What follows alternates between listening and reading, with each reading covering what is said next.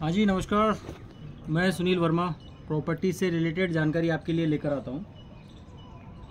आज मैं जो टॉपिक लेके आया हूँ आपके लिए वो है कि टाउनशिप्स जो आती हैं वो शहर से काफ़ी दूर आती हैं। लोगों की ये सोच है। मेरे क्लाइंट थे जिनसे कल ही मेरी बात हुई, काफ़ी दिन से वो मेरे से बात कर रहे थे। उनका इंटरेस्ट था कि वो प्रॉपर्टी में इन्वेस्ट करें, बट कल मेरी बात हुई तो उनका एक सिस्टम ये बना, उनके दिमाग में किसी ने डाला कि यार वो टाउनशिप तो काफ़ी दूर है। अब मैं ये सोच रहा हूँ कि यार उनको जिसने भी दिमाग में डाला वो गलत डाल दिया। क्यों? क्योंकि देखिए अगर टाउनशिप कोई आ रही है वो छोटी जगह में तो आएगी नहीं, उसके लिए ज़मीन बड़ी चाहिए भाई। 20 बीघा, 30 बीघा, 50 बीघा, 100 बीघा ऐसी ज़मीनें चाहिए। और वो नियर बाई शहर है, कोई सिटी है, उसके आसपास में इतनी बड़ी ज़मीन कहाँ मिलेगी आपको? पहली बात तो ये। दूसरी चीज़, दूरी की बात यह है कि डेवलपमेंट जो होता है ना, वो शहर से जो सेंटर है वहाँ से निकलते हुए बाहर की तरफ साइड बाई साइड, जैसे सेंटर है उससे उत्तर, दक्षिण, पूर्व, पश्चिम में एक दूसरे की दिशा में, मतलब इधर उधर चलेगा, बाहर निकलेगा। ऐसा नहीं है कि बाहर से डेवलपमेंट होते हुए अंदर की तरफ आएगा, ऐसा कभी नहीं होगा। डेवलपमेंट हमेशा क्या होता है, सेंटर से बाहर की तरफ निकलता है। अब पहले जो सिटी है वहाँ पे डेवलपमेंट हो चुका, मान लेता हूँ, लेकिन बाहर जो सेक्टर प्लान्स हैं, सेक्टर रोड हैं, गवर्नमेंट की प्लानिंग है, वो बाहर की साइड में तो है। आगे के जो फ्यूचर है वो बाहर की साइड में रहेगा, ना कि सिटी जो सेंटर है, सिटी है, उसके पास में रहेगा। तो एक चीज़ लोगों को ये समझनी चाहिए कि दूरी कहाँ होती है। दूरी किसको कहते हैं? दूरी उसको कहते हैं जहाँ पे कभी डेवलपमेंट ही नहीं हो, फ्यूचर ही नहीं है उसका, कभी सेक्टर रोड ही नहीं बन रहा, कोई गवर्नमेंट की प्लानिंग ही नहीं है, कोई शॉपिंग मॉल नहीं है, कोई स्कूल नहीं है, कोई कॉलेज नहीं है, कोई यूनिवर्सिटी नहीं है, कुछ ऐसी चीज़ें जो डेवलपमेंट के हिसाब से हैं वो नहीं है। अब दूरी में मैं बात करूं तो सेंटर से देखते हैं तो सेंटर, जैसे मान लो जयपुर की बात करता हूं तो जयपुर में सेंटर आ गया, अजमेरी गेट आ गया।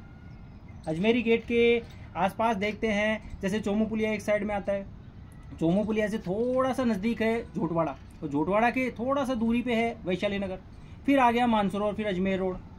अब आप ये देखो कि सेंटर के पास में जो चोमू पुलिया है, चोमू पुलिया के पास में तो झोटवाड़ा पड़ता है, लेकिन झोटवाड़ा में रेट आज की क्या है और वैशाली नगर में क्या रेट है? मालवीय नगर उधर देख लो, मालवीय नगर के आगे जगतपुरा देख लो, और जगतपुरा के आगे शिवदासपुरा है, ये अपना चाकसू मोड़ है, चंदलाई है, यहाँ पे देखो। तो सिस्टम देखो आप कि अगर हम देखते हैं तो झोटवाड़ा में आज से थोड़े दिन पहले जो रेट थी वो अगर आपको 30,000 रुपये प्रति वर्ग गज में मकान मिल रहा था, या ज़मीन मिल रही थी, या प्लॉट मिल रहा था, वो अपने वैशाली नगर में वो ओनली एंड ओनली 15,000 में ही मिल जाता था। लेकिन आज क्या है, वैशाली नगर को बड़े शानदार तरीके से, सिस्टमेटिक तरीके से उसको बसाया गया है। अब सिस्टमेटिक तरीके से अगर उसको बसाया गया है तो आज वैशाली नगर की रेट और झोटवाड़ा की रेट में आप देखो दिन रात का अंतर है। झोटवाड़ा में आपको 50, 60, 70 हज़ार रुपये गज के हिसाब से भी कॉलोनी में प्लॉट मिल जाएगा, क्योंकि वो कंजेस्टेड है, तरीके से नहीं बसाया गया।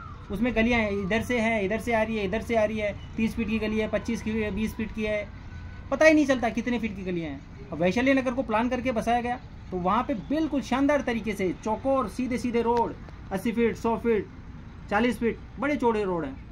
उसके पास देखते हैं तो ये अपना मानसरोवर आता है, वो भी अच्छे तरीके से बसाया गया है। उसके पास में देखते हैं तो अजमेर रोड है, ये भी बहुत ही अच्छे तरीके से बस रहा है। और आज अजमेर रोड के आसपास 200 फीट के सेक्टर रोड निकले हुए हैं, 200 फीट के सेक्टर रोड, बड़े रोड निकले हुए हैं। और ये फ्यूचर, यही फ्यूचर है भाई साहब, इस चीज़ को समझो। आप ये कह रहे हैं कि अजमेर रोड पे ये दूर है, क्या दूरी है? डेवलपमेंट देखो ना, आने वाले 2 से 3 साल में क्या होगा। अगर आज मैं आपको 200 फीट सेक्टर रोड के पास में वैशाली नगर या मानसरोवर के पास में अगर मैं कोई प्लॉट देता हूँ तो आप खुद सर्च करना कि 200 फीट रोड के पास में आपको किस रेट में प्लॉट मिल रहा है।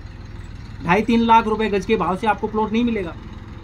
यहाँ पे मैं आपको जो भी रेट हमारी एक, उस रेट पे मैं आपको प्लॉट दे रहा हूँ, तो वो काफ़ी उससे कम है। और जब ये सेक्टर रोड आज प्रस्तावित है, आने वाले 2 से 3 साल में ये जब बन जाएगा तब वो यहाँ की रेट क्या होगी। तो आप इस चीज़ को समझें, कभी किसी के बहकावे में ना आए। अपना जो प्लान है, अपने जो फ्यूचर है, वो आपको कौन बता सकता है?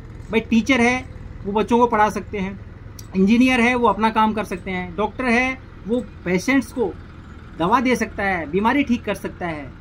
तो आप अगर किसी अनजान व्यक्ति से प्रॉपर्टी की जानकारी लेंगे तो वो कैसे देगा? मान लेता हूँ थोड़ी बहुत जानकारी होती है, लेकिन जो प्रॉपर जानकारी होती है वो रियल एस्टेट में जो काम कर रहा है, रियल एस्टेट के जो प्रॉपर सेल्समैन है, रियल एस्टेट से जुड़ी हुई कोई कंपनी है, वो ही आपको बता सकता है। और वो भी एक चीज़ और मैं बता देता हूँ, हर व्यक्ति से आप राय ना लें। रियल एस्टेट में बहुत लोग काम कर रहे हैं, रियल एस्टेट में जो आपको मास्टर प्लान अच्छे से समझा सकता है ना, जो मास्टर प्लान होता है जयपुर का जेडीए का मास्टर प्लान होता है, उसके बारे में आप पूछना कभी भी कि भाई साहब मेरे को जेडीए का मास्टर प्लान समझा के मुझे प्रॉपर्टी दीजिए।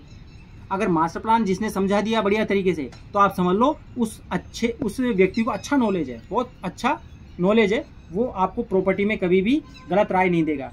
तो कोशिश करें कि ऐसे बंदे से राय लें जो रियल एस्टेट में जुड़ा हुआ है, रियल एस्टेट का काम कर रहा है और अच्छा नॉलेज रखता है। तो दूरी ना देखें, देरी ना करें, प्लॉट लें और रिटर्न का इंतज़ार करें। जल्दी से अच्छा रिटर्न मिलेगा और अच्छी ग्रोथ होगी। धन्यवाद।